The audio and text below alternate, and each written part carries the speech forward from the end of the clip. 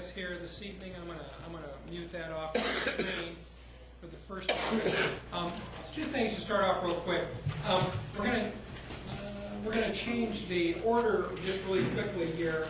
We're gonna start with the fireworks discussion, but then we're gonna slide into the 12th Street discussion, and then slide in. So we're just gonna switch the budget and the 12th Street discussion for tonight.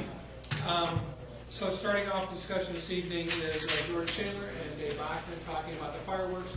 My goal is very simple. Last June, you remember the state of Michigan was changing the fireworks laws at the very last second.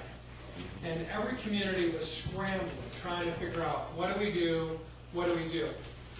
We had a lot of conversation about the firework ordinance at that point in time, or a lack of firework ordinance, as some see it. I don't believe there was complete unanimity among city council members as to the direction of the firework ordinance. So what we wanted to do is come forward this evening in February, March, to give plenty of time for council input. It would be my goal that if council wanted to make any changes to the ordinance, which there is discussion up, that we have plenty of time to get to the, may not even need to go to the council ordinance committee, honestly, because we're talking about it as a council as a whole. But I wanted to ensure that we had plenty of time before July 4th weekend, and we weren't back in that same rush. So it would be my goal is we look at this in an April or May time frame, rather than waiting for that last week in June to bring this forward to you. So that was the reason it's on the agenda this evening, was to allow you plenty of time, and if you need more time to discuss it, we have time available to do that over the next couple of weeks. So, George. I sent a memo to council. Hopefully all of you received that. Basically outlining, I think, where we stand right now, what we were talking about last year, and what the changes were to the Michigan Fireworks Safety Ordinance. The statute. The law that was enacted,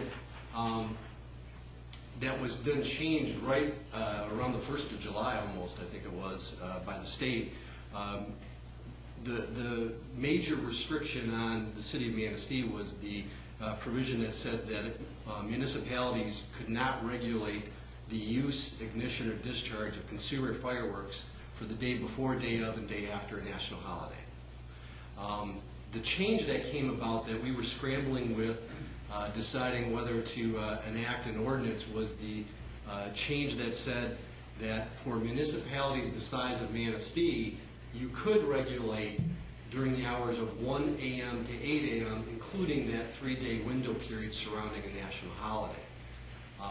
Right now, the city of Manistee's ordinances includes a provision that restricts the use of fireworks that are otherwise not permitted under Michigan law. This is a provision that was enacted quite some time ago and really has no relevance any longer because of the changes in the law. Ordinance-wise, I think that we have a few options. One option is, of course, to do nothing, to offer no regulation.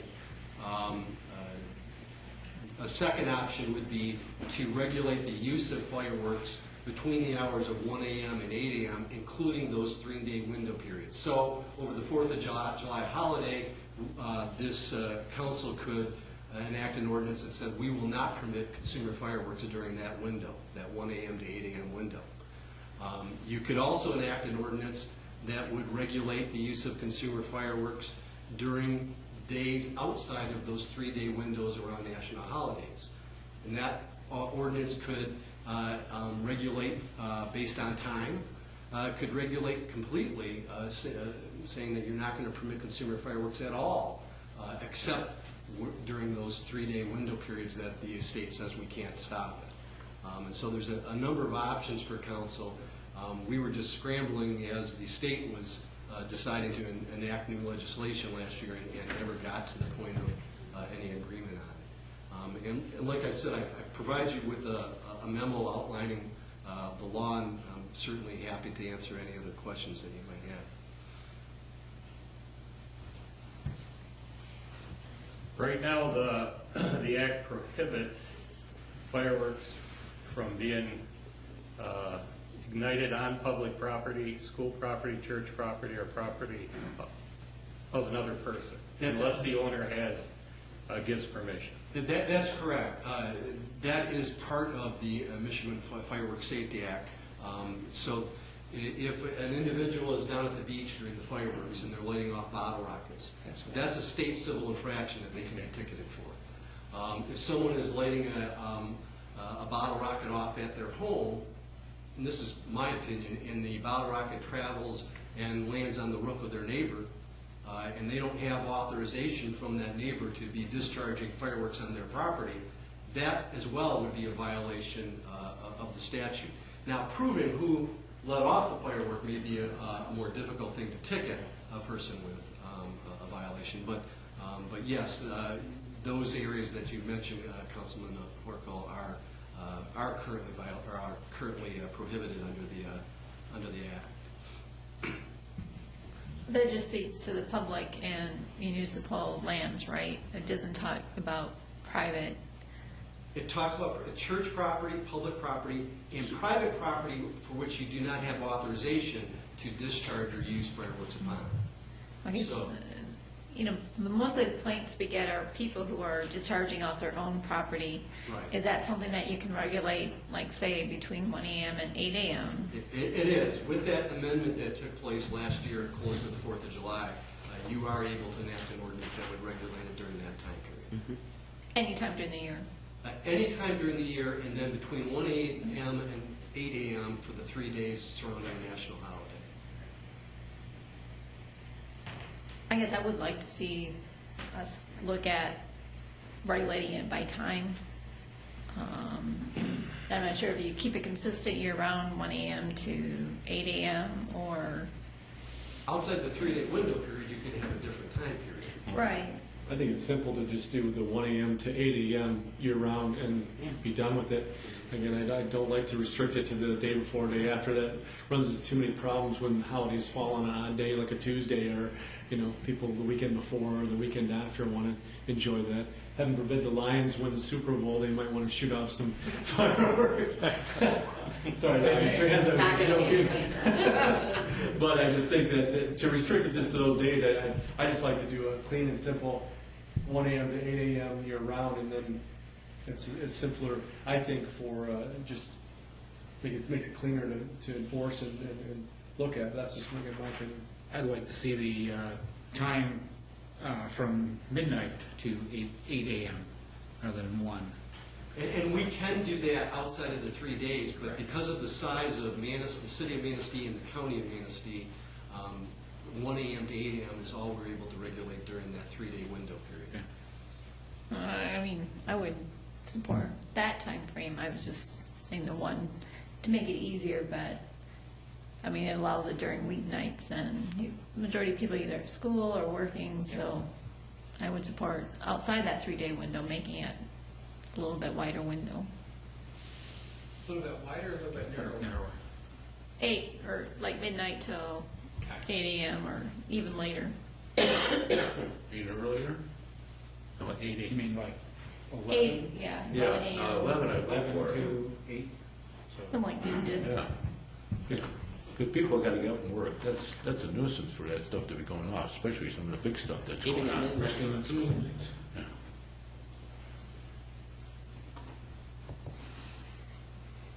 I guess, Dave, your input. Yeah. In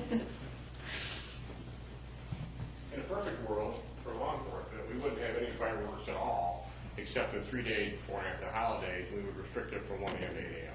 Would be the easiest thing for us. Okay. We don't have a lot of problems, but if we're going to restrict it, it would be easy to say, we're not doing fireworks in the city of Manistee except on these holidays, the 3 days window, but from 1 in the morning to 8 a.m. would be the best the law will allow us to do to restrict what we can do. We don't have a lot of fireworks outside of holidays anyway, but it might open the door for some if we leave a window in there.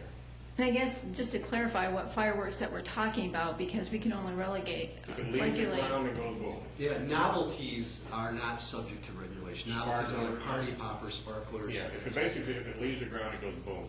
It would be- So I'd be agreeable to that being that I type. think it would probably be, for the neighborhood, certainly the best solution. Otherwise, we're going to tell people all year round, use fireworks every day except midnight till 8. You might get more. But from a law enforcement point of view, if we allow it on the 3 days for the holidays, before and after, and restrict it from 1 a.m. to 8 a.m. in no other times of the year, I'd be thrilled to death with that. I can support that because it doesn't really limit, as you say, the sparklers and some of the more novelty ones that families generally entertain their kids with. There's not that much going on with those other than the 4th of July. I mean, it's not. Right. But if you're camping, you know, if you got kids out camping, you got a fire pit in the backyard, that stuff is easy. It's not restricted because you can play your sparklers, but you're not throwing bottle rockets at your neighbor's house. Do you get many complaints outside the national holidays? I'd have to research that historical, but if we do, it'll be limited. It'll be very few.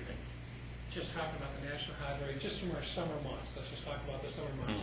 We've got Memorial Day on June 26th this year. We've got the 4th of July, and we have Labor Day.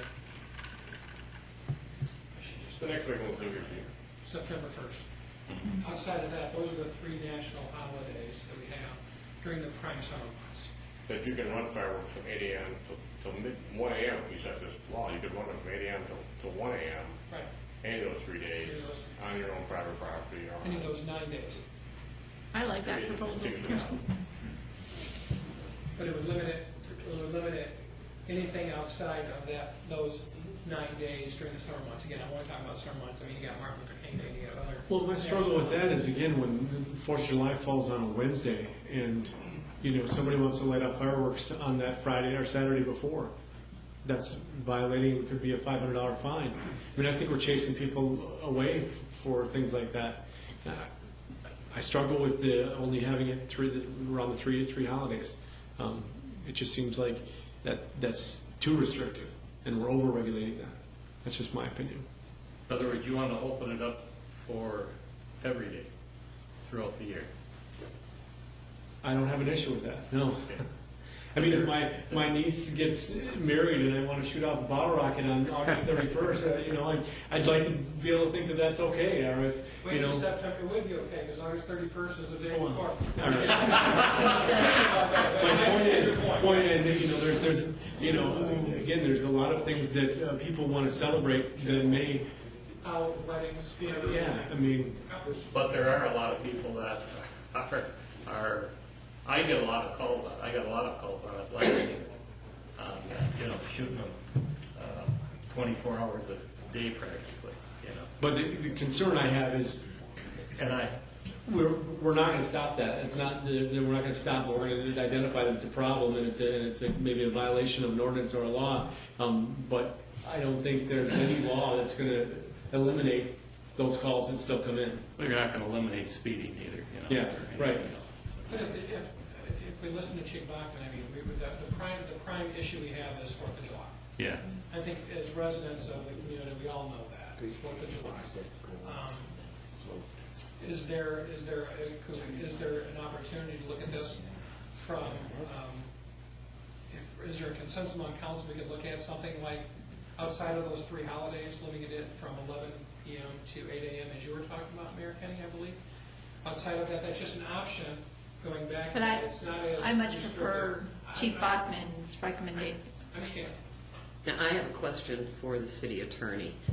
Can we separate out, since the 4th of July weekend is the biggest one, can we separate that out from all the other federal holidays and say you have the whole week? Sure. From weekend to weekend? Sure, As long as you don't restrict it. sure. You might be have to punch that in your code the week of July 1st to the 7th.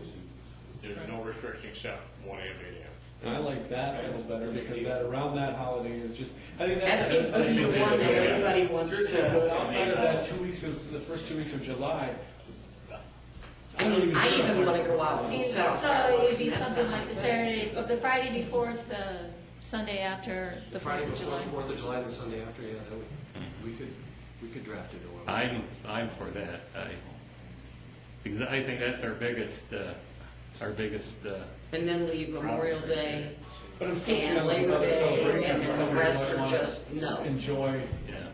fireworks. Memorial Day can be 51 degrees on the beach. I mean, it's cold. I know. It's cold, Memorial. We just don't have the issue. based upon Might be the 3 feet weather. of snow on the beach. It may be snow on the beach this year, right? So if I'm hearing correctly, the week, I'm saying based on the week, George has the exact language, the week around the 4th of July, before and after the 4th of July, except for that, we couldn't do it from 11 to 8 because that would violate state rules for those Well, 3 you could days. do it, in theory, you could do it 11 to 8, except for the Except 3 for those days. 3 days. I would just leave it at the 1 to 8 for that Consistent. entire week. But that would mean though the rest of the year, except for the national holidays, Labor Day, Nothing. Labor Day, Right. they would not be permitted at all. Correct. Okay, Here's a regulating I just want to between, make sure we're clear on that. Yeah. if you still want to regulate or exclude it between 1 AM and 8 AM for the other national holidays as well, Yes. we can. Yeah, I think that window is definitely, I mean, I think it's after that is, they're shooting up that late, it's way out of line. I agree. And I don't think it makes it that restrictive then. I think we can, Repeat what you just said. Sure. What Mayor Pro Tem Zering came up with, the concept was, I'm going to say the week of the 4th of July, a few days before, a few days after 4th of July, we would allow fireworks except for the 1 to 8 a.m. Time period of time. I agree. Yeah. But the rest of that, from what Mayor Pro Tem Zering said was, except for that one grace period and the other national holidays, fireworks would be prohibited 24 hours a day throughout the rest of the season. The rest of the year, not season, the rest of the year. Correct? Correct. Except for the national holidays. Yeah. Right. So what he just asked for, he can't have that. No, what I wanted to be clear that what Councilmember Gusted was hoping for, not hoping for, that was too restrictive is what Mayor Pro Tem was saying. I was just identifying that that's not what Councilmember Gusted wanted. I was just identifying what Mayor Pro Tem Zering had identified. Yeah, I do have a question. How do we handle the high schools shooting off fireworks for homecoming or? Those are not consumer, those are commercial, They got a license. correct, and they have Okay. to use licensed, They call and get permission first. yes, Okay, and same with the Victorian parade. yes. Okay, all right. Otherwise, discharge on a school property is not authorized. So, What if it's a school doing it? other than if they're permitted. All right, thank you. So, again, we don't have complete agreeance here. Eric, would that work for you? No, but I'm only one of us, so I voice my concern. I think it's too restrictive. I think it's, I think the only real issue we have is around 4th of July, and to restrict somebody from celebrating a marriage of their daughter or son on August 25th, not August 31st. They should be able to shoot off a bottle rocket or some excitement, Lions Super Bowl. So. Alliance with the Super Bowl, or something that they're celebrating. Then you can hire a bonded and licensed, But again, I go back to Chief Pyro Bachman and technology. what's going to be easiest for the city to enforce. correct. And I guess I'm going by to what recommendation that Chief Bachman would like recommended. And I too have heard complaints, like Councilmember Hornigold, throughout the year, and people, Did we ever have any big complaints throughout the year besides the 4th of July? The week before, we never had a big problem, did we? Yeah. Not before the state changed the act, is that it? I don't think even after the state changed the act, it really had that big of an impact. The impact was still 4th of July weekend. Yeah. Right. That doesn't mean there weren't folks in the neighborhoods, July 6th, July 7th, still lighting off fireworks. 2 nights ago in our neighborhood. So, well, what's the pleasure of council? We take kind of a straw poll to see where we're at so we can prepare something. Again, I don't think it makes really any sense to go to the council ordinance committee. You're all discussing this as a group. We clearly can, not opposed to that. I just think we're having this as a group discussion. I agree with the mayor, I'd like to keep it as close as possible to what Chief Bachman feels is best, in the best interest? Why don't we just take a little straw vote? Yeah, I don't have a budget school written down, take a little straw vote. Just indicate, can't call a straw vote. You're just Okay. indicating Well, it's for- what you like. And again, these aren't prohibiting like National holidays. well, no, like the sparklers and stuff that, Nope, Yeah. nope. Just things that come off the ground and go boom, as Chief Bachman said. So, Councilmember Cody? I'll support Eric. For Eric. It should be year-round. Yeah, but the limit on the time, so. See, if you're supporting Eric, you're not supporting, and that's what they're talking about. That's where I'm confused at. There's no way I want to restrict all year round. I think you choose which one you want. You can either support what Mayor. Are we going with Eric or? Well, I think you. Eric wants year round. Eric wants year round, and I want some restrictions.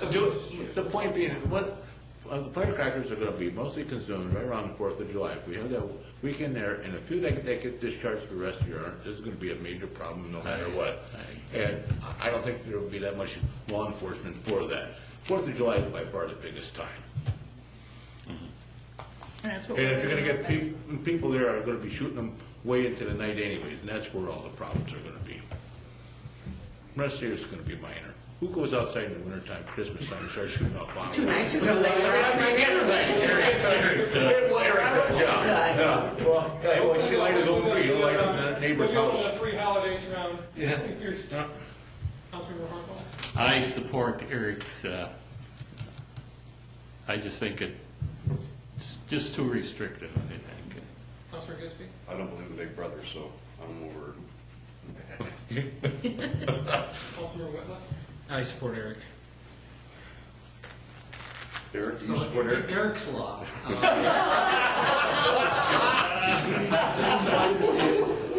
gonna We be have on the national 1 to 8 in TV. the morning over the national holidays, and what, did we say 11 to 8 otherwise? That's Yeah. fine, yeah. I'm Yeah, absolutely but fine maybe with I that. don't- I just think restricting it for year-round is just way too restrictive, yeah.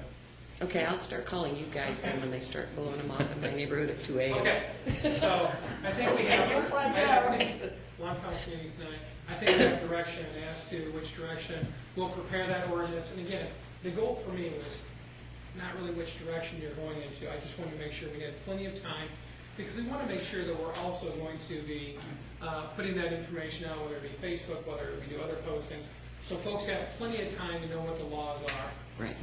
When they're coming to the community, we want to make sure that their family, understand those laws when they come in. So, George, is that what you need? Yep.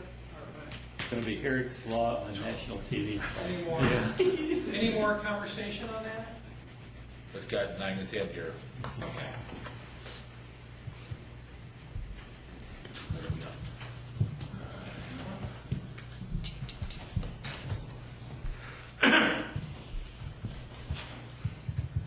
Okay, we'll move on to 12th Street discussion. We have a nice turnout here this evening to be present for this discussion. We have representatives from Foley Charter Township out in the audience. We have representatives from Manistee Area Public Schools. We have representatives from Manistee County, as well as Manistee County Road Commissioner. So thank you all for coming out tonight to discuss this particular topic. As I alluded to the council members coming in, the one change that we have in front of you tonight is talking about, I need to get the mouse, is the right-of-way, that deeded right-of-way on the south part of 12th Street. Previous surveys, previous Act 51 maps, previous memos from staff correspondence, previous city manager, community development director, all felt that was dedicated right-of-way. Upon further research tonight and today and the last couple of days, the city attorney believes that that probably is not the case. We have not found any documentation which absolutely claims that that is deeded right-of-way, public right-of-way going forward. George, is that pretty accurate, or do you want to expand upon that? That is correct, and there's other ways that you can establish a public road. It can be a grant by the property owner. You could have a platted road in a subdivision, which is the case on what's paved right now on 12th Street. That's part of, I think it's Hart and Robinson's addition to the city of Manistee, 33 feet. South of the section line, though, in Filer Township, it's not a platted subdivision. So there's no platted road. There's no grant of a deed to that right-of-way that at least we could locate. And highway by user, which is another method by which to establish a public right-of-way, we have some serious questions as to whether or not that could be established for, again, the 33 feet south of the section line. And so, at least right now, our opinion is based upon some research just in the last 48 hours that what lies in Filer Township along 12th Street is not a public road. So what we know for sure, to continue on with this conversation, is we know that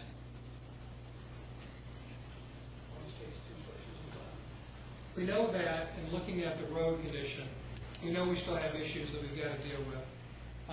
This picture was taken yesterday.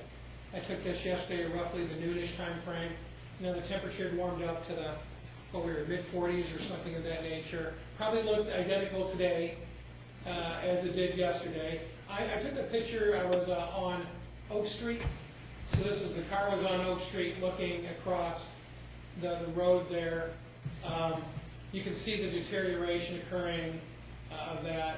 This is a photograph where I just kind of pulled around the corner a little bit and was looking directly down 12th Street. You can see 12th Street across Maple there. So the condition of the road clearly is not a question.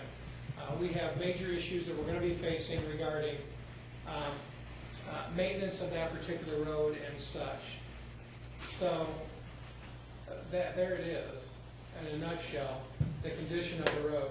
For those of us that drive it pretty much every day, taking the kids to and from school and stuff like that, I go up Tamarack, I loop back around. I do the Tamarack loop to avoid it, to be honest. It's just easier that way. So here kind of are for talking points, and then we'll open up for council discussion on what direction we want to go into. 12th Street, the section between Maple and Oak is constructed almost entirely upon the north side of the right-of-way. Not entirely, but almost entirely. There are some aspects of that which have encroached south of that 33-foot right-of-way, which you saw in that previous map. Previous staff correspondence and surveys, including Act 51 maps, show that the right-of-way was available to the center of the road rather than just the northern half. Just what George said, real quickly reviewing documents to determine if there is or is not a public right-of-way. Currently, the position is there is not. More research is occurring as we speak. You saw the documentation from Chief Bachman, and he believes it's a public safety issue. I agree with that documentation. It's definitely a maintenance issue. There are three Filer Charter Township property owners that kind of are in the epicenter of that location. Go back real quick. Wow, or put the lights on. See the property owners of that. You can the one to the it would be the southwest corner of Maple and 12th, and then next to it. And then there's the third home of that. You see the shrubbery or the green space. That's another parcel right there. Those are the three primary parcels that would be impacted by anything that was done out there. That right there shows you the curvature of the road, how it curves to the north when you get to that point. Quite frankly, I thought it doesn't seem as intrusive from this angle as it does when you're driving it. It seems more acute when you're driving it. At least it does to me. I found that to be interesting. But I just correct me if I'm wrong, from the right-of-way, which is the center, you say the right-of-way is encroaching on the private property owner's land?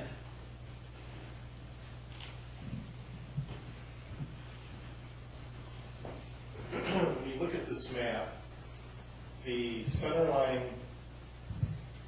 that's drawn here is actually the city limits, the section line. Right. And from this line, 33 foot to the north is within the city, and there's a plat that dedicates that 33 feet as right-of-way.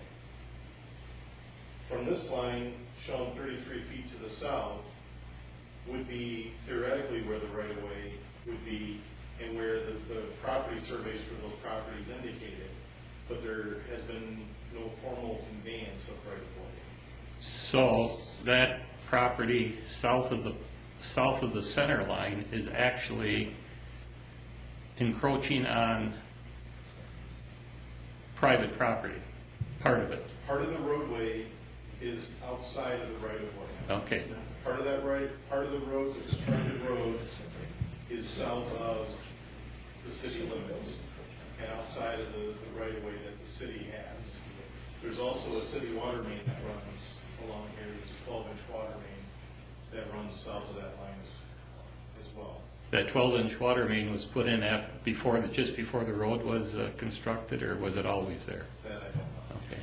The water line should have been put in '76. Okay. That would be before I think, the road. and there may very well have been some easements granted for the water. Utility easements. There clearly was for the work that was done down here when the school Right. tied in, Mhm. storm sewer and sanitary sewer. So, when looking at this, I think it's probably more accurate, Councilman Runkel, to say that there's some portion of the current 12th Street Road that we know of that would be encroaching upon some private property. I think that's probably a different way of putting it. So, we have this information in front of us. We know that we've approached and talked to 2 out of the 3 property owners. 2 of them have objected to that. I have not spoken to them directly, but I know Mr. Bergstrom has from the county and Mr. Walker has from Private Township. And spoke to those individuals. We believe that there is some potential for funding through the development agreement with Reeve Riley, where that money has been accumulating every year. The difference in that particular project is that that's a project that would be a no-bid project. That would be a project that Reeve Riley would actually come in and do the work, whatever dollar amount we've accumulated, they would actually do the work. They've indicated that they're not going to give us that money and then go out for bid for that. They want to actually do the work, which I think makes sense. As part of the development agreement of 2008 that we entered into with them to allow them to put their tank farm down on the former Pandro Jackson property down there. That was part of those negotiations. It appears to me that the best option that we have right now is a collective, hopefully, between the city of Manistee, Manistee Area Public Schools, Tyler Charter Township, Manistee County, the Road Commission, is to try and communicate our needs as efficiently as possible to the property owners. Talk about some of the potential benefits that could be associated with this, including curb and gutters, sidewalks, some other benefits that may be associated with that. Some of the other benefits that can be discussed would include stubbing out sewer and water lines in case there was ever issues in the future. They would have the ability to tie into the sewer and water lines. They're right there. If we open up the road, we would want to stub those things out and see if we could come to an amicable agreement on how to improve that road. They can't like that road any more than we like that road in the condition it's in right now, as well as improve the safety of that road. I think that would be the prime option for us to look at. I think you're right. I think if you sat down with these property owners, with Filer Township, the city, and who else, and explained to them, I think maybe we could come to an agreement, some sort of an agreement. It would only increase the value of their property anyway, because those are major improvements. I would not want to have to put in curbs and sidewalks myself. They're expensive. Yes. They're exceedingly expensive. There's always the potential that those 2 property owners could say, thank you very much, but we're not interested to. They've said it once, they've said it more than once, but that could be their position. Well, I think we'll have to look at other options, Well, the only other option after that. Is hostile? Well, the only other option after which we all would love to sit down and work out an amicable resolution. That would be all of our goal, is to look at other less amicable ways of acquiring property. But I don't know, maybe I'm thinking of the term, but I think they, if we sat down with them, explain to them, maybe we can come to some sort of an agreement. One way or the other, something has to be done. Yes. That's The maintenance issue is going to, the maintenance issue alone is going to absorb a significant amount of our DPW's time, patch after patch. Yeah, I mean, let's be clear, there is no maintenance available to that road anymore. True. We keep putting cold patch in the holes every day, but it's not making the road any smoother, it's not changing the base, it's completely shot. I avoid going to the high school at all, if I can, just because of the condition of the road. And one thing, when I look at it, when you drive it, it's not as evident, but when I'm looking at this aerial, I'm going, there's not even enough room for two cars to pass each other in some areas there. Pretty tight. Which means if someone's going to swerve to avoid an oncoming car, and you've got kids there, or a pothole. Kids walking. Yeah, So, I just, one of the things that I- potential there on One 12th of the Street things that I just would frightens point me. out, if we were to rebuild this road, and right now it's classified in the Act 51 maps as a major street. So what's drawn here meets the major street standards for the city. And it's the same cross-section that we used on Tamarack and on 12th Street coming around the corner, just east of Tamarack, when we did that with the Cedar Street Sewer Separation Project. If you even wanted to consider rebuilding that section of road as a minor street and trying to keep it in that 33 feet, we would have to shift this roadway from the center line over almost to the sidewalk that's existing, which would make that jog here Even worse. and here Yeah, impossible.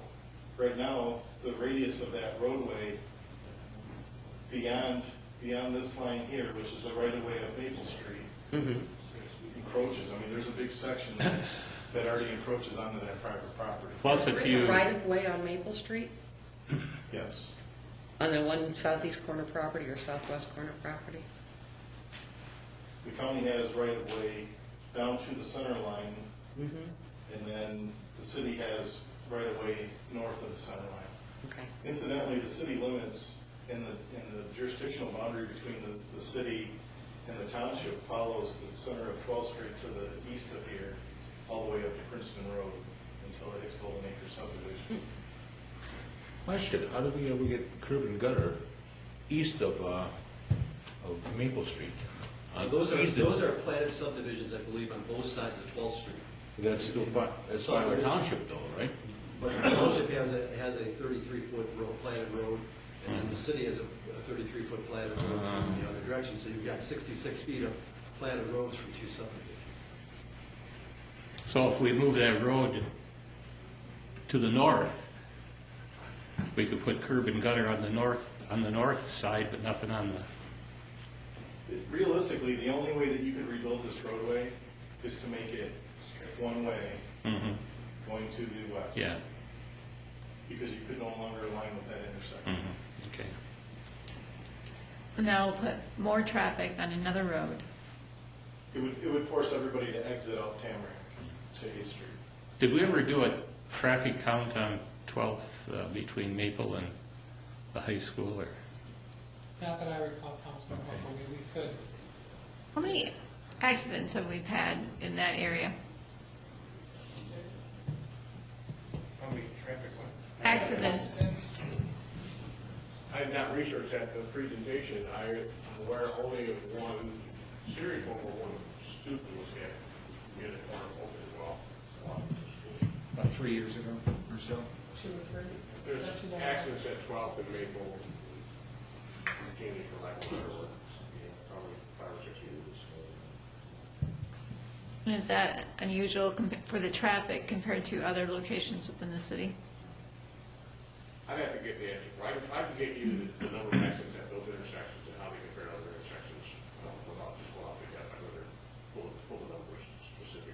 Okay, in lieu of, say, we can't do that road rebuild, what other things could we do to make that area safer? Close it. Go up Oak That Street. road is a pit. That road is difficult.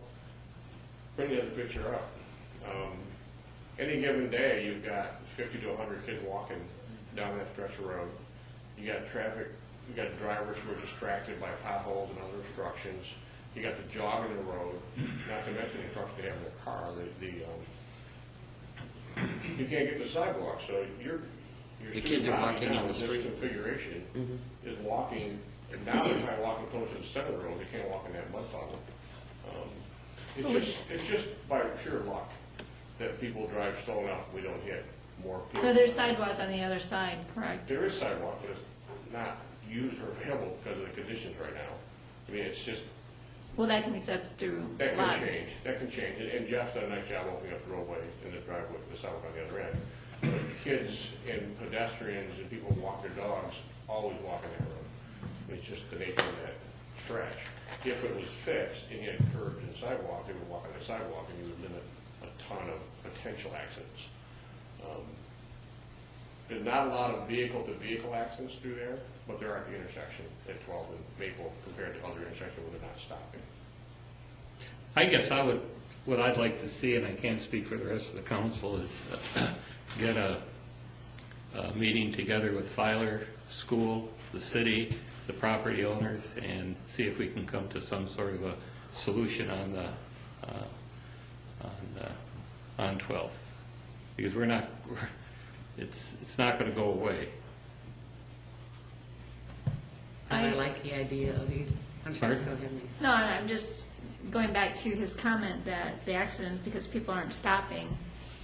And I'm not saying I'm against trying to straighten that road out, but if they're not stopping now and it looks fairly straight from here, is straightening the road out going to make them stop? I mean, I think part of the problem is, the road condition. They're swerving all over the place. and that can be said for many roads throughout the whole county. Not What- as bad as this. Well, if you fix the road and you left it in that curve configuration, Did you hear me say that that's people aren't wrong way stopping of for doing the it. stop sign? Did you hear me say that? Is that what you think? well, I thought I heard you say that people aren't stopping and that's causing a lot of The accidents. intersection accidents occur because there's so much traffic, people try to slip out in front of other traffic. They stop, but then they go without having proper clearance. Or they turn in front of someone without proper clearance. It's not a stop and go hazard like they don't stop at the stop sign, they run the stop sign, that's not the issue at all. So it's not the road's not creating that particular, That hazard is not created by the road, it's a volume of traffic. However, the condition of that road causes people to be distracted from their driving. and I understand that, and you can And they fix the don't- road, but if we fix the road, are we fixing the safety issue? It's gonna lessen the number of distractions and potential hazard they have to worry about other than the driving. Well, I'm just saying that there's still some issues out there that need to be resolved in addition to fixing the road. And I think it will alleviate the kids from walking in the street if they have a sidewalk to walk on, and that We can causes force that. distraction. We can force that, you Sure. can force them onto the sidewalk. Sure. There'll always be intersection accidents at 12th and Maple, no matter what we do. You put a street light in there, there's gonna be intersections because people don't always pay attention. But we can lessen the impact of those in some degree by impacting the road itself. I believe fixing the road it may lessen the accidents because driving down this road, and I drive it 6 times a day, taking my daughter back and forth, you have to slow down in this quagmire here. And it puts people behind time, slowing down and getting to the corner. So they may use that and jet out in front of somebody. If the road was straight and paved, it may not. The other issue that we probably haven't talked about is, you do it and you know the road because you're here all the time, but if you're traveling to school from out of town, coming to a sporting event, and other things here, you're not as familiar with that road, and you may make more mistakes, be more prone to an accident because you haven't got the experience and history with that particular road. And if going past 25 miles an hour and hitting one of these chuck holes, put you Yeah, off you're in not gonna somebody's pay yard. anything. You won't pay no if that happens. Well, it may put you up on, if a kid is walking in on the sidewalk. Correct. That's Or what on I the think. street. You'll lose You know, control of your vehicle. Oh, yeah. That's That's always been my concern. Well, like I said, I'm for getting a meeting together with all interested parties and see if we can come up with a solution. We're not going to, And I like the idea of, curbs and gutters, Yeah. maybe tap into sewer and water.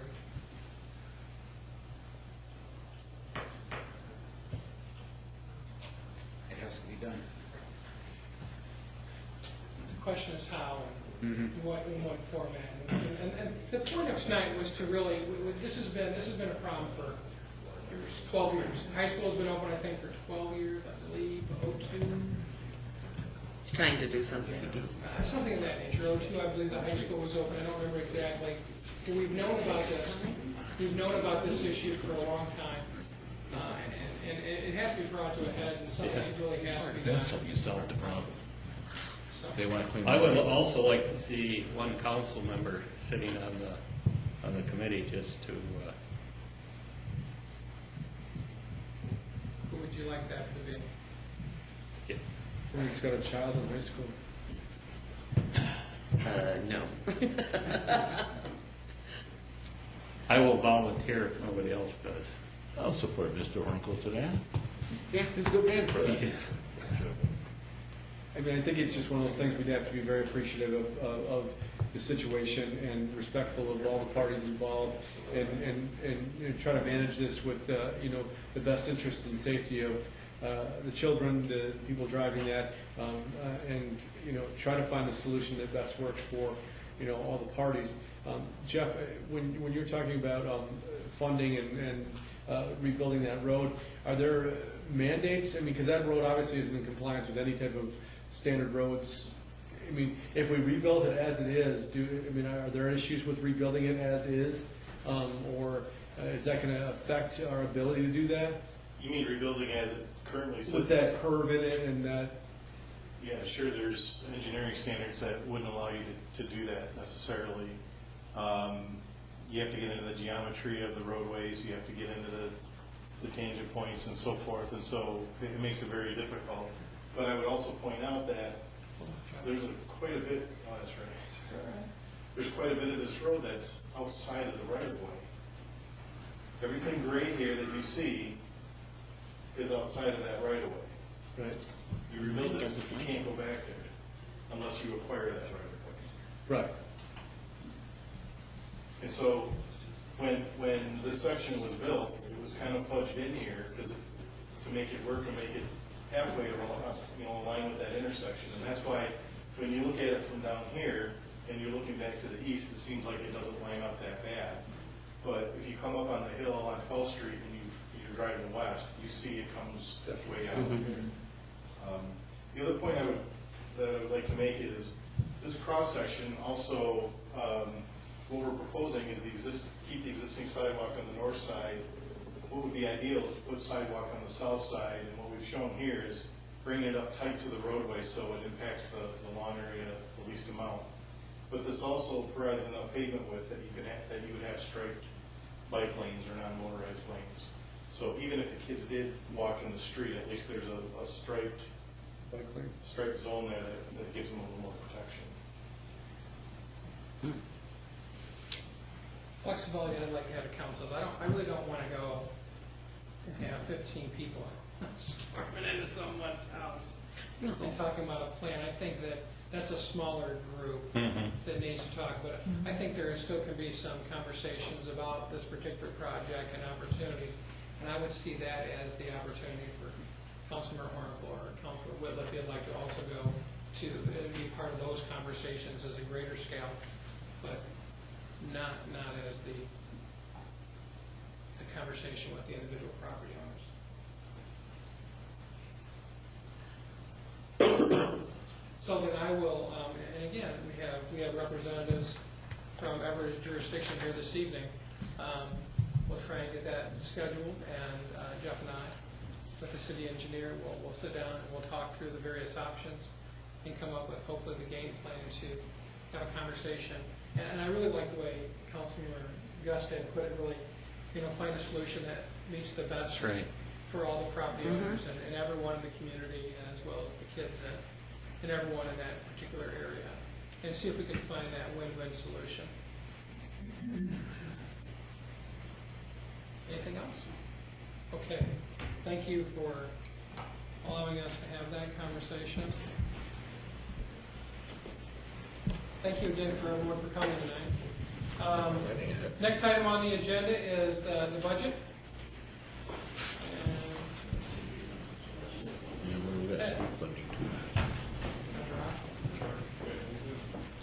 It's scheduled to be delivered March 21st. And I just wanted to go over just a couple of highlights to start the conversation. This is the 6th straight year of assessed value decline. Since that time period, we've lost over $51 million in assessed value, which is a loss of over 20%. And it's the 5th straight year of taxable value decline. We've lost over $19 million of taxable value, or over 9%. That $19 million equates to about $347,000 in annual revenue loss at the current millage rate. This year, the taxable value is down just under 1%, and it's a revenue loss of about $33,000. This chart shows the SEV, or assessed value, and you can see this area here at the right of the chart. We've got 1, 2, 3, 4, 5, 6 years of decline. Obviously, this is when we had some more robust growth, when Harbor Village was getting built out. It was fairly stable through here, but recently it's gone the other direction. This chart just shows the same for taxable value. And you can see the gains are less, but the declines are also less as well. But that's been 5 years in a row for that. And as I said, an average of about 9%. Julie sees some signs that the market's turning, investments increasing, so hopefully next year these bars will be going north instead of south, but they didn't happen this year. So that's kind of bad news from the revenue side, but it's not all bad news. Tentatively, we're projecting increases in other areas, and so the total revenue for the budget is going to be up about $89,000, which is, if you think of it as property tax, it's not all related to property tax, but if you think of it in terms of property tax, that's roughly $500,000. And revenue sharing, finally, we're starting to see that turn back around. We're looking at about a $30,000 increase for that. So that's positive. The tax base is bad. The other items are positive, though. On the expense side, we are going to be hit with an absolutely astronomical health insurance increase this year if we stick with our current plan, 33%. That, in terms of premium, amounts to about a $150,000 increase. But the other thing that really went into effect January 1 were taxes and fees on the city's health insurance plan. Those are directly related to the PPACA, the Patient Protection Affordable Care Act, Obamacare, if you will, and also state fees that were implemented because of some court rulings that had to do with Medicare. $35,000 that just appear on the bill starting January 1. And actually this last month they went up a little bit more. I think they're almost at 7% now. However, Public Act 152 of 2011 limits the city's exposure to a hard cap level. And that law says that the city can't pay more than those values for health insurance and some other things, including the taxes and fees and any reimbursements.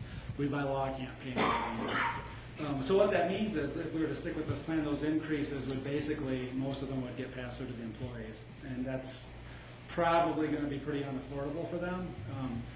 The contracts that are in place now lock that in, so we need to have some discussions with that.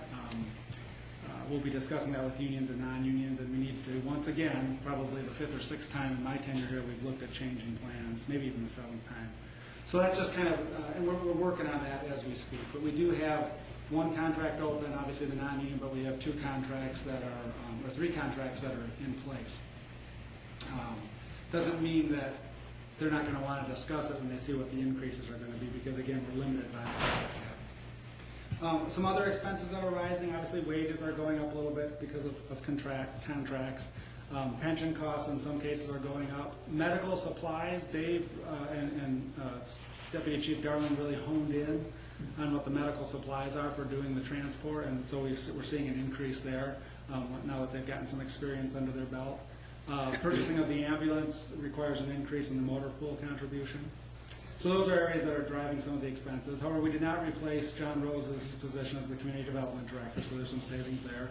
And we haven't included in this proposed budget that you'll be getting the previously budgeted clerical position, at least at this point. The budget's going to tap fund balance by another $72,000 as we did last year, and that's again for the Ramsdale Theater Executive Director and for paramedic training, assuming we don't get grant funding. But even with all of that, we're looking right now at about a $75,000 deficit. Some options that we're still sorting through. Health insurance reform, obviously we can get a lower cost plan and require employees to pay more. That will require negotiation though. I don't know that we can get all the savings we need by doing that, although we can get some. We can do some attrition, which has been effective in the past. As you all know, the workforce is down fairly significantly from its peak, and we could continue along that path. You could do a layoff or layoffs to close that gap. Or another option perhaps may be to levy the unlevied millage underneath the Headley cap, which is just under half a mil, and that would raise about $82,000. Or some combination thereof. The city manager and I believe that the head count really is probably pretty close to the low end of what we need to do to continue to deliver the services that we're doing. But that's something that we can discuss more when we're going through the budget. Just briefly on the water and sewer, I've prepared the budget as we've traditionally done. However, the outcome of the rate study is likely to change the revenue portion fairly dramatically. It won't necessarily change the expense sides, but the structures and the rates and that sort of stuff is obviously what that rate study is looking at. So that will come to council during the budget process, but the budget's going to be prepared traditionally because I don't have enough information to proceed because the study is not done yet. There is significant capital needs in the water and sewer fund, both for state mandated things and just general repairs and maintenance, including painting a water tower and some things like that. In order to do all those projects, absent some large grants, and even if we got the SAW grant, we're probably going to have to issue another bond to generate cash to pay for those projects. And of course, in order to pay off the bond, you have to generate more revenue, which requires the rates to increase. But that will all be built in to the rate study when that's delivered, but also into this budget done traditionally. On the refuse side, just to kind of point this out, you'll be seeing this. Back in 2006, we had over a $500,000 fund balance in the refuse fund, and there was a decision made to start drawing that fund balance down because it was frankly too high. So we've been doing that over time. This chart shows where we're headed in 2015. I think the projection is the fund balance will be just about $35,000 roughly. The reason that's been going down is we lowered the millage rate. We have contractual increases of 4% a year. Tax revenue is down, as you saw on the charts, because part of the refuse fund is funded by tax revenue. And in the last couple of years, we've held off rate increases that would have been suggested, but because of water rate increases and other things, we wanted to buffer the rate payer. And we knew we could do that because we had fund balance to absorb that, but we can't do that anymore. So in this year, there will be a rate increase, not a tax increase, but a rate increase for the refuse. Next year, that contract is going to be let again, and we may be able to find some savings or maybe change the level of services that we have to do, but we can't run that fund balance into negative. So that's really all I have. It's just kind of an overview of where we're at with the budget. Obviously, there's challenges in several areas, general fund as well as water and sewer, and we're going to need some discussion on how to proceed with that. Just a question on the refuge. We have the spring clean. You've looked into it. Filer Township, I think they do it every other month or whatever throughout the whole year. They do. Is it any cheaper? That'll be an option that we bid out for the next contract. I think it was looked at briefly 5 years ago on this bid out, but at that time, council didn't want to go away from the trash haul. There was kind of a opinion about whether or not that was a good thing, and the compromise position was to do it every other year, so that has saved some money. But that may be an option, is to do it how Filer Township does. There's other ways to provide that service. Yeah, I think that all needs to be revisited and looked at and discussed well in advance, so we can make sure that we've got the revenue structure in place to pay for whatever level of services we want. I believe what fire allows, they allow a bulk item to be put out every, Like first week or something like that. I think it's, yeah, it's Once a month. once a month, Once I a believe, or month, something, yeah. so you're able to put out a soap or something of that nature on a continuous basis. But that definitely will be something we need to look at in regards to the next one, and we will be bidding that out. You'll recall we bid it out for the last 7 or 12 years, twice in the past 10 years. Both times, last time we only got one bidder, the time before that I believe we got two bid on that RFP.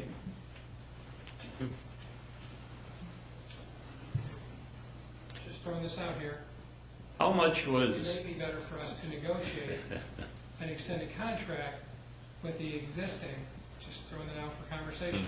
It may be more prudent for us to negotiate a contract with the existing hauler, absent going through an RFP. They know, just like you know, that there are limited companies that are gonna be able to drive this far and to do an RFP for us that makes any sense. So we don't like the fact that there's lack of competition, but that's a reality for trash hauling services. If we put the RFP out and we just get one RFP, we're kind of locked into what the RFP came back at. It may be prudent for us to have some conversations in advance of that to see if we can negotiate a more advantageous contract for us. We carry that out several more years with Allied or whoever we, Todd, and would that allow us some leverage to affect the rates? I think it would give us, I would say it would give us leverage to temper the rates. Okay. To temper the rates. Anytime you put it out for an RFP and you get one, Yeah. you're kind of locked Yeah. to where you're going. And they know as well as we do the amount of competition. There just really isn't a lot of competition. We did get a firm last time, I think that 5 years ago, it was from Traverse City, that put in a bid, but they weren't competitive. That was a long. Nor were they 5 years before that. Yeah, and the concern was, imagine this winter, if your trucks are coming all the way from Traverse. It would have been a real long and rough winter for trash collection. So we have some of those concerns. We have an exclusive contract with Allied. It's not Allied Blighter. We have an exclusive contract Republic. with the waste hauler, correct, thank you. And the intent of the exclusive contract was we wanted to limit the number of days that the trucks are running up and down the streets. And that's been the direction we have been in with Manistee for a long time. Do we have a clause in their contract to extend it at our discretion? I will have to research that, Mayor Pro Tem, and I will get back with the entire council about that. I don't know off the top of my head. Okay. Yeah, the main reason for bringing this up is just because we've talked about, I wanted to show it to you. There's going to be an issue page regarding it. I'm not going to be able to hold off on a rate increase this year unless we want to do something with the millage rate. I mean, we need to at least have some fund balance left in there to cover some contingencies. But next year really is the time when we'll be able to kind of restructure maybe and look at this again and take an in-depth look at it.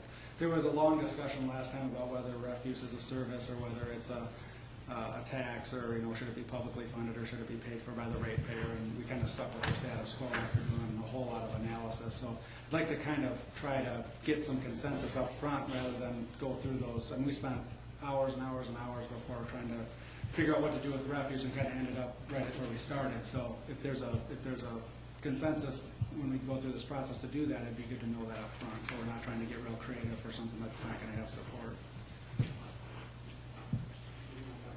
The reason, the point of tonight was not to show all the challenges of what's occurring in the budget this year, but to just put some reality as to what we're facing right now. The 6 years of negative growth really have stretched the general fund budget thin. In that period of time of that, we still have had to comply with the state-funded CSO mandate, which has put a lot of pressure also on the water and sewer fund for the sewer separation projects. I think we're a little over $30 to $35 million that we have spent over the last 20 years on sewer separations. For a community our size, that's a lot of pressure on a utility front. We still have other projects to do, the painting of the Maywood tank. We have a brief period of window of time where we can save the Maywood tank current paint job by putting I'm going to get a wrong term here, but putting another clear coat over the top of it to save it for X number of years. If we wait another year or 2 years beyond that, it's going to require an entire paint job. One is $250,000. I think the other ones are $650. So those seem like, from just really logical points, very easy decisions to make until you look at the ramifications of what $250,000 does to the water and sewer fund and such. So we are working through all of these options. We will present a balanced budget to council. the PPAC has added an additional burden onto the taxpayers of Manistee, no different than all of your employers, whether it be consumers or PCA. We're all facing those same pressures of the PPAC. But those are real numbers. When we're talking about providing affordable care for others, we're talking about subsidizing affordable care for others. And that comes through a tax. And that tax is being laid upon everyone. I know something thought that was just going to come out of the federal government. It's not. It's coming out of everyone's increased contributions for that. We were just looking for some discussion tonight from council. If you have any questions, we'd be happy to answer those questions. It's been a tough budgeting year. We're continuing to work on it. And we'll be presenting to you what we believe is the best budget in the interest of the citizens of Manistee. Obviously, the budget document is entirely within the control of City Council to choose and to amend as they feel in the best interest of the citizens. But we really wanted to show Council tonight a picture of where we're at.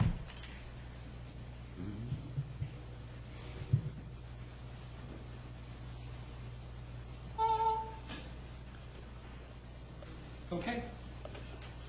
The last topic that we were going to be discussing tonight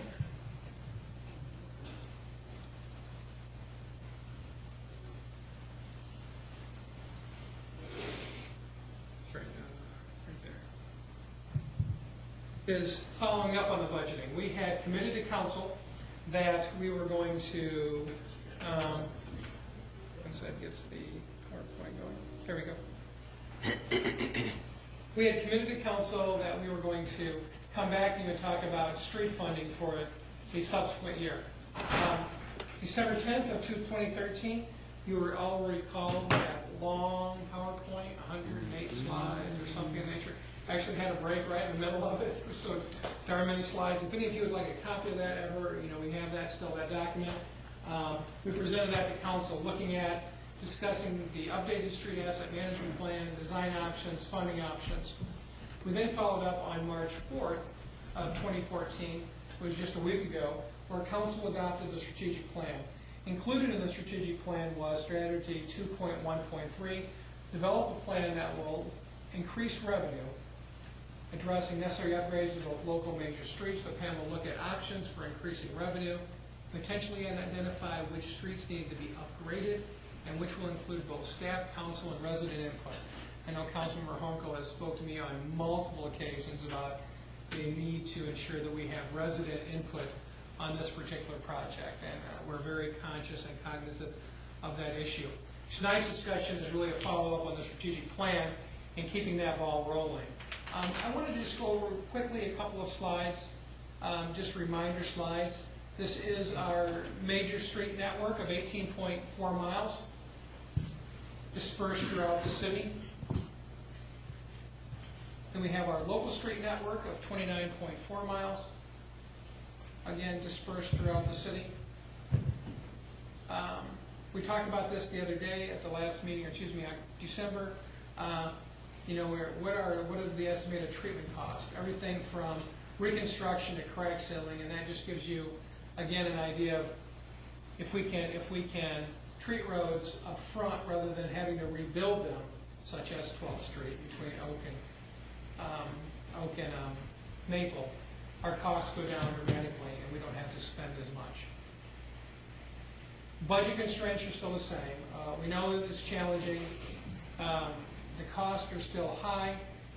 We don't have enough funds to adequately address improving the street network. The current revenue coming in from the state of Michigan does not generate enough funds to adequately address the street network. Those funds have been going down year after year, as we all know. This just tells you the story we just talked about. There is the gas tax revenue for the city of Manistee going down over the last couple of years. We don't see a trend in that change. Actually, we see MDOT becoming much more on the offensive.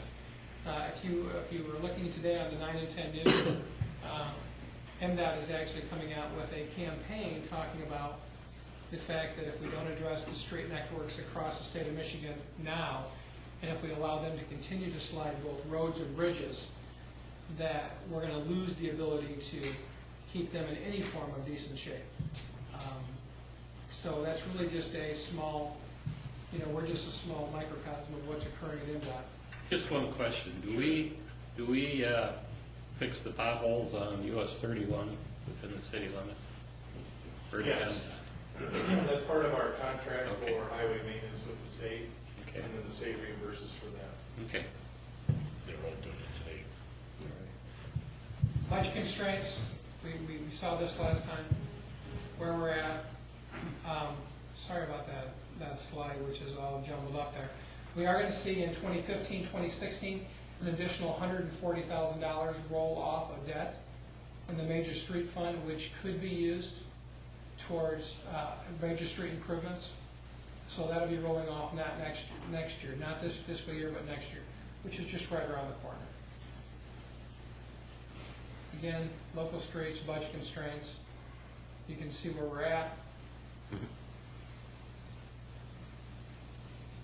If we do nothing,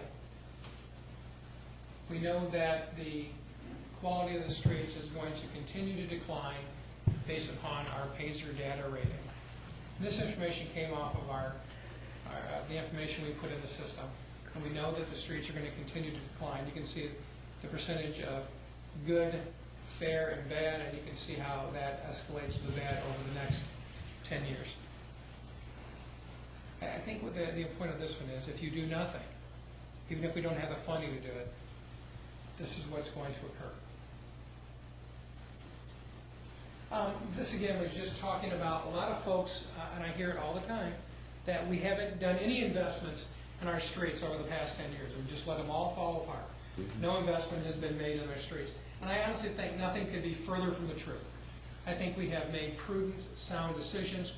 We have absolutely capitalized on leveraging of our funds, which I've always felt was a darn good idea moving forward, and we'll continue to do so. But this again is just kind of showing you where we're at and the funds we have spent over the past several years, since 2009. Condition of the streets, again, this was presented to you in the last study, or the last presentation was made. Major streets, distribution of local streets, and one more, I guess it is, yep, right there. Distribution of all streets.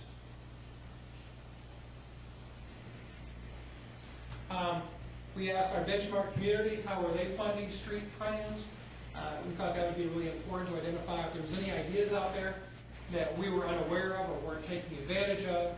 Unfortunately, there really wasn't. We're all using roughly the same different ideas and concepts. 12 out of the 26 had street asset management plans. We are one of the two that has a state-approved street asset management plan. 14 out of 26 had some form of either local or county street village. 15 out of 26 used some form of general fund. One had an income tax. And 16 out of 26 had used some form of a special assessment to fund streets. So the mix of fixes is all over the board, as we would anticipate it being. You'll recall this particular slide just kind of shows what the other communities are doing, how many have voted millages.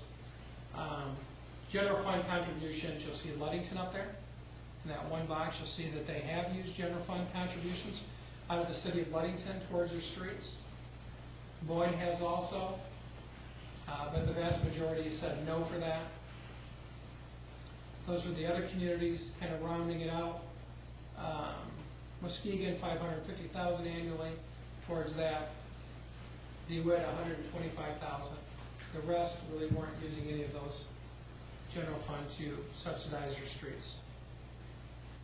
So we got to the crux of the matter. What are the options for us to upgrade our street system? We've identified grants. We'll continue to be prudent and looking for grant opportunities, ensuring that we have plans on the shelf, if you will. The only reason that we were able to quickly secure the small urban grants to fix that was it from 12th to 8th on Kosciuszko, 8th to 12th on Kosciuszko. The only reason we were able to secure that particular grant is we had that plan ready to go. We were able to move very, very quickly. We're seeing MDOT and other granting agencies functioning that way, coming out quite often and saying, we have some excess funds left over. Who's got a plan that's already been designed and ready to go? We need to ensure that we have that next plan designed and ready to go from when that time occurs, wherever it's at. And traditionally, again, they're not going to be local streets. We have identified no grant sources, which allows us to leverage our funds on local streets. Major streets, yes. Economic development streets, job creation, yes, yes. Local streets, no. We can look at general fund allocation, most likely have to be fund balance based on the previous presentation that we made to you. Special assessments, levy the millage below the Headley cap, Headley override. We are a 20 mil community, so we're capped by charter as to 20 mils. That Headley override would bring us back up to the 20 mils based upon all the Headley rollbacks we've had over the certain years. And those are the funds that it would potentially generate. Voted bond debt millage, you can look at that. Capital Improvement Fund. And as we were talking about, free net bond payments in 1560, $140,000 into the major streets. It's a significant amount of money. If you consider the one block of reconstruction is 35 grand, it puts in perspective what $140,000 will also do too. So at the last meeting, or the last presentation, the takeaways we discussed with council were we do have a good asset management plan. It's one of the best ones in the state of Michigan. It's been recognized for the state of Michigan. We have kept up with that plan, and it has allowed us to do a better job managing our funds. It hasn't brought more revenue to the system, but we have spent the available funds we have more effectively. The streets have been improved over the last 5 years. Our streets do compare favorably to our neighbor communities. The investment over the last 5 years is not sustainable how much we put into it. Opportunity for preventative maintenance is large, but the timing window is closing. If we don't do something, we're going to lose that opportunity. And we know that additional funding sources and needs to maintain and or improve our network. There simply is not available revenue within the existing budget to put towards street maintenance at any amount which would make a meaningful impact upon the overall street system. So we've done the 2014 strategic plan. We're in the process of the budgeting right now, and the 2014 construction season is going to be right around the corner. So the goal for tonight was to have a conversation with council about these are the options. These are the options we have available that we believe. 1, 2, 3, 4, 5, 6, 7, 8. These are the 8 options which we believe are available. Some are more palatable to others.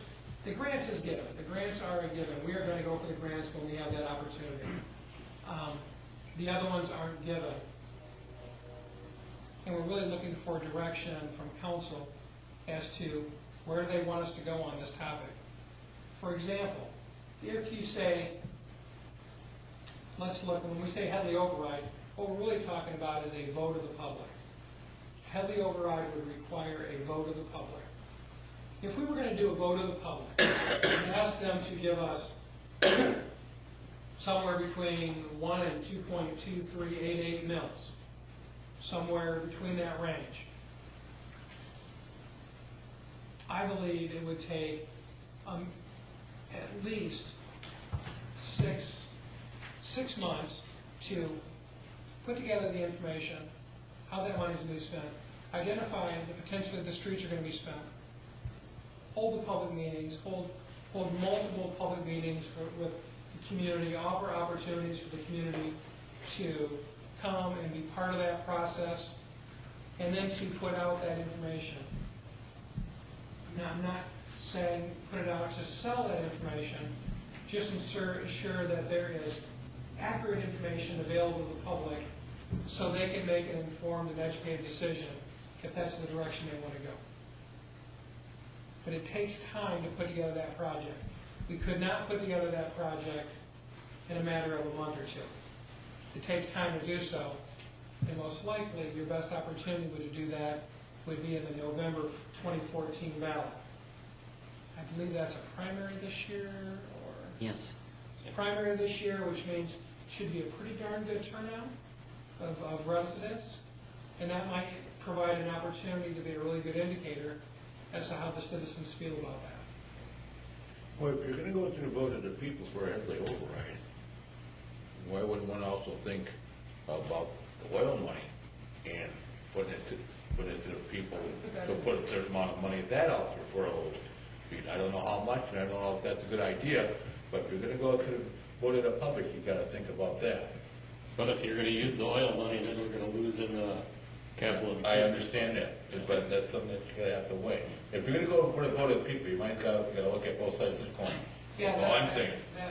That would not be my recommendation to council, but that could be a decision that council makes.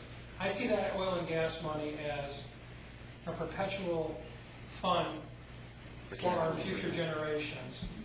Understood. Understood. I was just throwing that out. If you're gonna go for the vote, you gotta look at both, because it'll be brought up, why you didn't look at it. And the same with the voted bond debt. We're already overloaded with bond debt, aren't we? How would we, Well, if it was a voted bond debt, it would be an unlimited tax general obligation, which means you levy the tax necessary to cover the bond payments, regardless of what the tax base does. That's how those bonds are set up. I think the point is, nobody wants to pay more on their tax bill. That's a given. But there's only so many ways you can raise money to fix the streets, so it's kind of a trade-off, and these are the options, and there may not be any that are real palatable, but those are the options that are available to us. So the answer to your question on the bond is, if you voted it, the millage would support that bond. It wouldn't come out of anywhere else. It wouldn't offset or displace other priorities, I guess is the way to put it. And it wouldn't increase our debt load because we'd have the offsetting revenue to pay the. It would increase the debt load, but you'd have the revenue. Correct. But in dollar cents, what's a mill on an average home? It's like an average home about $33,000 type of value. Can you calculate a million Just $100,000 so. taxable value of home? Let's just. I mean, do that. $6, $8 a year? But $17 per thousand roughly, $18 per thousand for our operating millage. So if you've got $100,000 home, it's $1,800 in taxes, just for the city general operating. For 18 mills. For 18 mills. For the Right, city he asked for operating. 1 mil. What is 1 mil? What's 1 mil? Oh, it should be $180 for the operating. For a $100,000 taxable value of home, $200,000 market value of home. So for 150, 9. I mean, you could do those calculations and show them what that was if you wanted to do that. But didn't, what we covered before, wasn't in there, didn't show the percentage of streets at what level they were, at what Paisley rating they were at? It did. So we have an estimate where our sweet spot is right now that we need to address and kind of get a general feel for the dollars that we need. That's what I was going to say, that depreciating street graph you had up there, there's a window, I think it said, that I think like between 2017 and 2019, they are catastrophic type of falling off. I mean, I mean 16 to even 15 to 19. There are funding issues right there that we look at a significant loss in road sustainability. The deterioration curve goes up dramatically. Right. Yeah, I mean, as it falls off fast. And remember, potentially you have that 140,000 for major streets. And there is some flexibility now for us to move money between major and local streets. Not 100% flexibility, but there is some flexibility for us based upon having a street asset management plan. We can move funds. To answer your question, this was in the presentation we did a couple months ago. On the major streets, $150,000 per year of additional investment, according to the model, maintains the status quo after 10 years. $350,000 per year eliminates all poor roads on the major streets over 10 years. On the local streets, $200,000 per year over the next 10 years, and this is additional funding, results in 48% good and 52% poor. And this is obviously not realistic, but you would take 1.5 million per year for 10 years needed to get 95% of the local roads today. It was just an example kind of bracketing Can you that. go through that local streets again? Here up over the screen is the current condition. The local, $200,000 per year for the next 10 years on local streets, according to the model, would result in 48% good. So you 2.5 times you're good, but it would be 52% poor. There wouldn't be any in fair range. And the reason for that is because the optimizer, when it's doing the strategy, there's not a lot of candidates for preventative maintenance. It's a lot of reconstruct. Yeah. So you reconstruct and the poor ones stay poor. So even if you invested $2 million over the next 10 years, you're still going to have an awful lot of poor local streets in the city. I mean, that's the reality of the funding.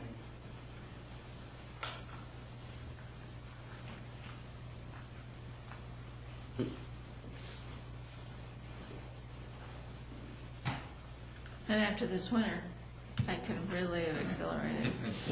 This winter is,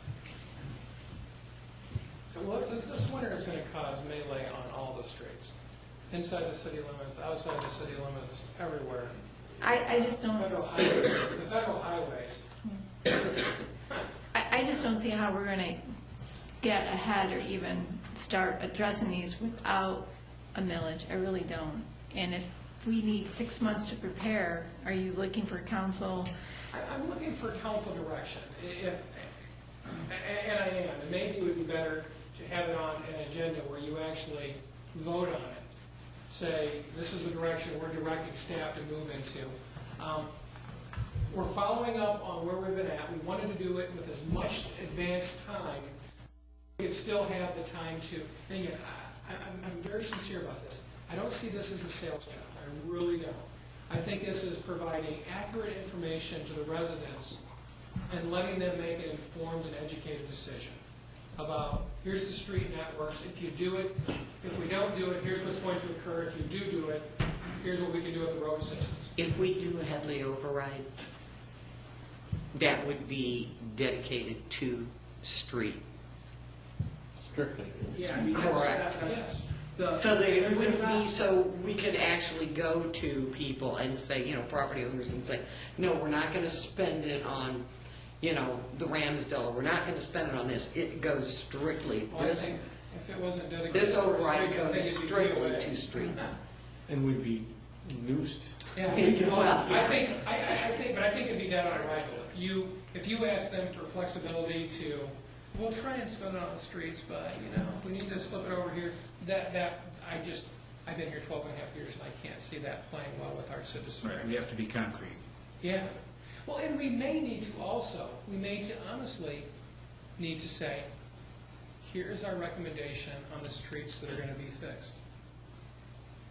Now, there's good and bad to that, right?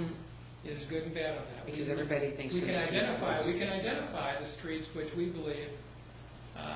Let's say we're going to do a 10-year 2 mil voted millage request. Many communities actually identify which streets are going to be fixed, and they identify that. 2014, you're going to do this. 2015, you're going to do this. 2016, you're going to do these streets, and it's all laid out. So when the voters go, they know what they're voting for. Actually, that sounds like a good idea. That's the The best way. good idea to that is they know what they're voting for. I realize What that, if you're not on one of those streets? that we were And you elected to vote make no, you these, probably would anyway. Sure. we were elected to make these hard decisions. But if we're gonna go for a Headley override or a millage, I still think we should have some citizen input into it. They could help sell this to, I think those are two different issues. I see that as an educational component. even if we have a public hearing on it, and let citizens come here, you know. You gotta have multiple Yeah. of those. I think you have to have multiple of all those. But I think we've got to have some citizen input. I really do, because they're the ones that are going to be paying the bill. But let's be clear, what Mayor Kenny said. Absent additional revenue, That's about it. We're not going to go anyplace. absent additional revenue, there it is. Yeah. And the fact is, the only place that probably is going to have that guaranteed revenue stream is Headley override. Yep. Yeah. That's my opinion. Yeah. Now, if we, let's say that a Headley override, passes, and then we want to dedicate that to the streets.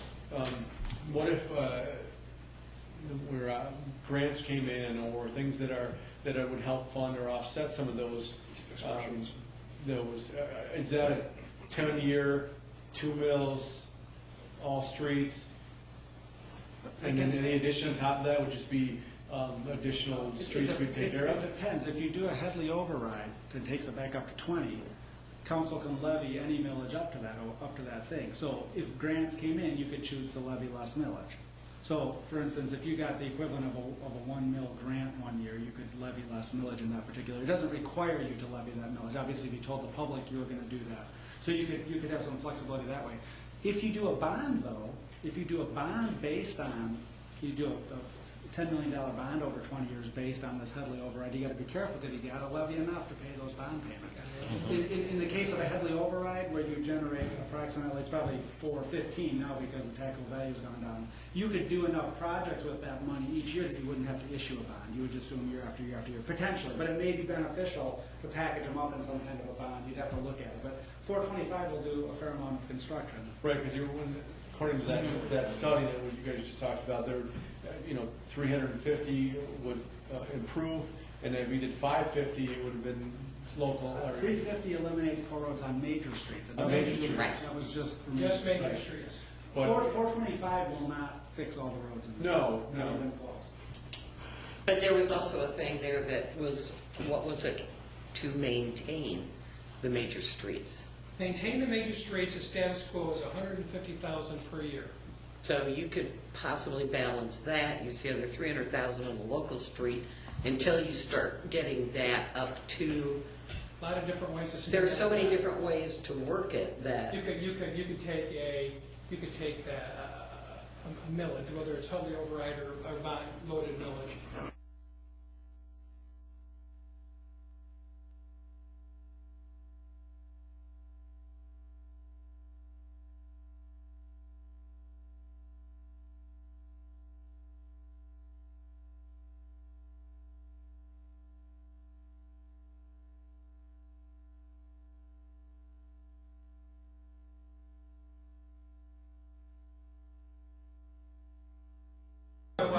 We're ready.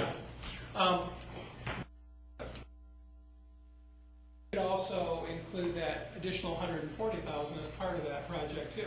I mean, There's options here. the reality is with the major streets, because of all the sewer separation CSM work, and projects. because grants are focused on major streets, and because of the fact that this bond is coming off, the major streets could be in fairly good shape. We could probably pretty much hold our own on major streets without additional revenue. We'd probably slip a little bit. But that 140 would go good. But things go up in cost and stuff, so we'd probably slip some. The local streets are the real challenge. They're the challenge. Just to do anything, and then if you want to improve, you've got to go beyond that. Is there a way to do like a graduated, millage? I mean, let's say we start out, if, like say you said in 2 years, there's 140,000 going into 1516. 1560. About a 1516, we come off of a, where that slide is that, right there. Freed up bond payments in 1516 to 140,000. Do we know which one that was for? Streetscape. Okay. Thank you. I mean, that was just a thought, if there's a way to graduate that, or you have to, if you say 2 mills for 10 years, is there a plan you can do that helps either accelerate that or contract that with other funding? Well, the goal of tonight was to really be clear with council that additional revenue is what's going to be required for us to maintain and/or upgrade the street system. I think the finance director really hit it, that our main with a lot of the CSO work. And if you recall, 2 years ago when we did the last 2 years ago, maybe 3 years ago already, project, we did $1 million of Orphan streets. $1 million of Orphan streets, those would have been local streets. So we have addressed some, just they're in greater need because they don't apply for any funding. They're on your own, if you will, to find a way to fund those. So, And just to be clear, the financing source for the orphan streets is an $80,000 roughly a year transfer from the major street to the local street to pay off that bond, because there's no money in the local street funds. And we're allowed to do that because our major streets are being maintained. But, you know, I can't keep going to the well, I don't have any more. but what we could do is staff could prepare a plan which we believe would best accomplish what we need to do in the future and come back and present that to council. We didn't develop that plan tonight, wasn't exactly sure which direction council was going to be leaning towards, and tonight was just the start of that conversation. But I think based upon your comments, Councilor Gustad. Well, you were talking about in 15, 16, tweaks and things. that bond payment and $140,000 annually is freed up then. That's the streetscape, is it? Yeah, It is. and there is no reason why that couldn't go to local streets, though, immediately upon. Well, there actually is. You need to look at that. You can only transfer up to 50%. You can transfer up to 50% from major street to local streets. If you go over that, you have to pass a resolution that states several things. One, that you're maintaining your major streets in an adequate fashion, and a couple other things that's spelled out statutorily. And I don't think that the council could pass that resolution if they didn't have some of that money going to maintain the major streets, because they would start to deteriorate. But we You have some flexibility, but not unlimited flexibility. But we could spend that $140,000 or a portion of that to maintain our major streets, which we know says keeps us in status quo for the next 10 years, and any of the other voters potentially Could could go go towards local streets. local streets. Right. Because they are the most in need at this point, correct? No question. Right, well, we talked about, while we've been working on the major and local street budgets for the upcoming fiscal year, is projecting out that when that money's available is likely to be the next available grant that we can get from MDOT. So I believe the best use of that money is to leverage 4 times that money on an 80-20 grant from MDOT, small urban. And we've got a meeting to set up those priorities in a couple of weeks here. Okay. But again, all those small urban projects will only be for major streets. Correct. The other thing that I would just comment on, the question that Councilman Gustad had, we've improved 20% of the street network in the past 6 to 7 years. That's a lot. And it's still not enough. We've put tremendous amount of money into it. We've bonded for it. We have looked for development agreements. We have leveraged private developments. We've leveraged State guarantee. tag fees for it. We've got Category A money. We got Category F money. We got small urban money. I mean, we've done everything possible. And it's still the #1 topic of conversation is the condition of the streets. So can you spend $1 million on streets and make it better? Absolutely. But you could take that all the way up to $4 million if that money was available, and you would still have more work to do. So what we could do is we could prepare a plan or two. And I'm not saying that this needs to be built into the fiscal year budget. In fact, we wouldn't build that into the fiscal year budget. But prepare some plans and come back and present those to councils that would lay out some options for you to look at. Taking the $140,000 in future years, various voted millage, what could we do, some various plans for you to look at to see how that would improve our street network. And then we can also put in there, how is this going to address the streets? Where does this take us? And we can use some of that street asset management and the pager rating to kind of give you some ideas as to if we invest X number of dollars, what's going to be the improvement over the overall street network. I don't think we'd be in a plan saying we need to do this street or we need to do that street. That would be a detail that would come later, I believe. It's just a total investment as to how are we going to improve or not improve our street networks. I look at it like when you present the white papers, and at the end of the white papers, there's 3 or 4 options of things that we could look at for, to help us make decisions that are in the best interest. I mean, I look at the $140,000, but then I also start, because I'm very strategic in my mindset, saying, okay, where does that impact the study that we did before. Where does that put us? Is it break even, roadscape? Where do we need to be, and where do we start gaining ground on that? Again, I don't think we'll ever get to a point where we're 100% good streets, but we'd like to be in a spot where we're at least making ground versus losing every year. And the best you can do maybe is to hold the status quo. That might be. The best we And can that do might maybe be. is to hold the status quo, but that's better than sliding. Yeah. Here's another interesting perspective. This city project was built in 2000. It's 14 years old. That's about the design life of a roadway in northern Michigan. So we're just about done paying for it, and now we've got to look for the next treatments to keep that road drivable. Do you know what the Pager rating for River Street is? Not off the top of my head. Sorry. But it's starting to crack, it's starting to deteriorate. Right. We need to start crack sealing it. We need to be able to have some capital so that we can do some of those lighter maintenance and less costly items to keep it Which maintains it. in the sweet spot as long as we can. Yes. So with council approval, then we'll start Please. putting together some of those plans and options to bring back to council. Ultimately, it's your decision to make, and we understand that completely. We just wanted to start the conversation this evening, and we needed to start it soon because there's a timing issue. And we can't get behind the 8 ball if we want to do something in November. Do we have an end? I mean, I'm sure you do off the top of your head. The last time there was a past millage increase. It's been 7 years, something like that. Other than that, I've been on council 9 and we haven't had one in It has- No, we haven't had it one has since not. in It's reverse. probably the fire truck millage. Haven't had a millage increase since I've been here. Fire truck, The fire truck, that was before I got on council. and fire truck. That was We a had voted millage. We had a Yes. millage decrease. probably about 8 years ago. Cindy Foley was the So- mayor. Mhm. No, Dick Mack was the Was it mayor. Dick Mack? Yes, 7 it or was 8? about a year or two after I got on council. Okay, we went from 19.45 mils to 18.45 mils. We reduced the refuge by, I think, a half a mil We or a reduced the mil. refuge by a half mil. Yeah, I think from 1 to 1.15, yeah, it's gonna pull it up real quick for you. The fire truck was a voted millage, though.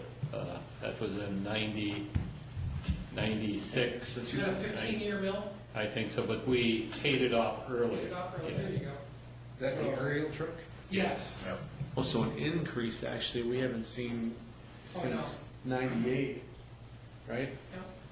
And those two big drops from 20.52 to 18.45 were, you have to look at the chart here, 2005, we dropped the refuse millage a half, and we also dropped the voted fire millage, and we only had one more payment, we ended up paying that off out of the motor pool, so we cut that millage a year short, and we had a little bit of a heavily rollback here. And then in the next year, we actually reduced the general fund operating millage by a mil, and that's what Mitch was referring to. There was a ton of discussion about getting rid of the refuse millage that budget year, and it didn't happen. So council directed staff to go back and cut a mill out of the general operating fund budget, which we did. And it's kind of ironic, since we cut that mill out, the tax base has declined every year since then, so it's just kind of weird how that happened. But that's the kind of the story, if you look at the chart here. It tells the story. It's interesting how that kind of peaked in 98, 99, that little peak for 1 year, and then it started dropping again. Because at that point in time, we were still riding 98, 99. Weren't we still riding Harbor Village pretty high right there? We were riding that wave of increased fund balance with Harbor Village and increased revenue and such. It's just kind of interesting how that has that little peak right there and then drops back down. I don't know why, but. So, then with council's approval, we'll start working on those plans and bring it back to council. It's gonna take a little bit of time to put that together. That's just not something in the middle of the budget. Right now, we can just slam together. It's gonna take some deep thought and working through all the various issues. I'd like to come up with a couple of those. As Councilor Gustad said, it's nice for you to see some various options, so you're not just looking at one. So we'll have to look at it that way. And then, as Councilmember Hartwell keeps saying, we need to make sure that we don't forget about including the public in this conversation. That is paramount. And ensuring that they have an opportunity to voice their opinion. So, One other thing. yes, sir. Roger Zelinski and Liz Vasquez gave this to the council, and I assured them that I'm for it, but I would like the council to look at it and give the Parks and Beautification Committee the okay to go ahead with this plan. I says, the council isn't going to implement it, we're not going to do the work. I think it's up to the Parks and Beautification Committee to do it. But can we have a resolution of support or something of that? They would nature like, on the they would like to agenda get it next on week? next Here's week's Roger. agenda if they could, just that we could okay it. Can I say something? Mayor. Can I say something? The idea of this, presenting this plan, was a plan that we feel will work. We need you to endorse it, give it your blessing so that we can move forward with it. Parks and Beautification, we feel we've done our part. This is our part. We're presenting this to you. You can either take it apart or take things out you don't like, but this is what we feel will work. So we just need your help to get that started. We don't know where to go from here. We need your vote, and then we can get it started, or how we get it started. But this is our plan. This is what we feel will work. You may have your own opinion of that, I'm sure. Work session? I appreciate it. Thank you for letting me know. So, I guess they'd just like our blessing, to move ahead with this and make some changes and then finally bring it back to the council when they have everything. I haven't read it yet.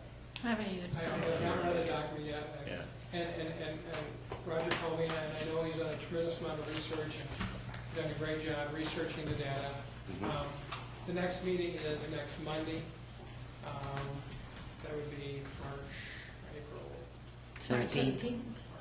I think we're probably better off in the first, I would prefer to read it before and have the opportunity for council to read that document before we put it just directly on. Yeah, I will be out of town on business next week, so. So I can see potentially having that on the first. The 6th of April. Has the Parks and Beautification, I'm sorry to ask questions in the audience, has the Parks and Beautification Commission formally approved this particular plan? We've been emailing, and the majority of us, the only one we haven't been able to reach is Mark has an email. The rest of us we've been emailing, we're all on board with this. When is your next Parks and Beautification meeting? 20th? Oh, yeah, we'll be back. Next Thursday. Could we have, think how this was probably come on the first meeting in April, could we have the Parks and Beautification Commission take a formal action and approve this and forward it on? It's already been suggested that at that meeting, we have, a motion's going to be made to accept this. Perfect. Okay. Yeah, I just wanted to caution you that it hasn't been presented, it just was presented to Public Works and the Parks Department, Okay. so we haven't even opened it up yet. Okay. So would the first meeting in April be prudent? That makes perfect sense. Okay. Is that okay, Roger? Yeah. Okay. The concept is a great concept. I just want to. Well, like I told them, I said, with dwindling funds, I said, we need all the help we can get. Yes. And, There's no question about yeah. that. If anything, this probably goes overboard, but it's one of the better ones that I see that protects everybody, the volunteer and civic. It's one of the better ones that I've read. Is it overboard? Maybe. But it's a good program. We can always take away. It's a little hard to add things to this. We can take things away. Okay. We'll make sure we get that on the agenda. Just a reminder to all the council meetings, next week the council meeting is on Monday. St. Patrick's Day. And I know